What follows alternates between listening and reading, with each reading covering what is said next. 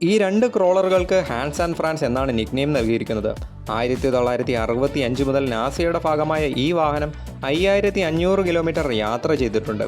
ഈ വാഹനത്തിനെ കൺട്രോൾ ചെയ്യുവാൻ 30 engineers, technicians, vehicle operating drivers എന്നിവരുമുണ്ട്. ക്രോളറിനെ ഡ്രൈവ് ചെയ്യുന്നത് 2 കൺട്രോൾ ക്യാബിനുകളിൽ നിന്നാണ്. ഇത് ക്രോളറിൻ്റെ 2 വശങ്ങളിലുമാണ്. റോക്കറ്റ് ലോഞ്ച് ചെയ്യുന്നതിന് മുൻപ് ക്രോളറിനെ ബേസിൽ നിന്ന് റിമൂവ് ചെയ്യും. ക്രോളറിൻ്റെ മറ്റ് സവിശേഷത എന്ന് പറയുന്നത് ലേസർ ഗൈഡൻസ് സിസ്റ്റവും ഒരു ലെവലിംഗ് സിസ്റ്റവും ഉപയോഗിക്കുന്നുമുണ്ട്. ഇത് ലോഞ്ച് പ്ലാറ്റ്ഫോമുകളെ ലെവൽഡ് പൊസിഷനിൽ മെയിൻറ്റെയിൻ ചെയ്യാനാകും. 1965 സർവീസിൽ പ്രവേശിച്ച ശേഷം 2003 ഓവർഹോൾ ചെയ്തു.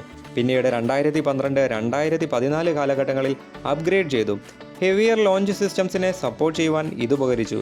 പിന്നീട് 2014, 2016 ക്രോളർ ട്രാൻസ്പോർട്ടറിനെ വീണ്ടും അപ്ഗ്രേഡ് ചെയ്തു. ഇത് കാരണം 5400 ടൺ കപ്പാസിറ്റിയിൽ നിന്ന് 8200 ടണ്ണുകളിലേക്കെത്തി. ക്രോളർ ട്രാൻസ്പോർട്ടറുകൾ $1 ബില്യൺ വിലമതിക്കുന്ന റോക്കറ്റുകൾ, സ്പേസ് ഷട്ടിലുകളെ ലോഞ്ച് സ്റ്റേഷനുകളിൽ എത്തിച്ചിട്ടുണ്ട്.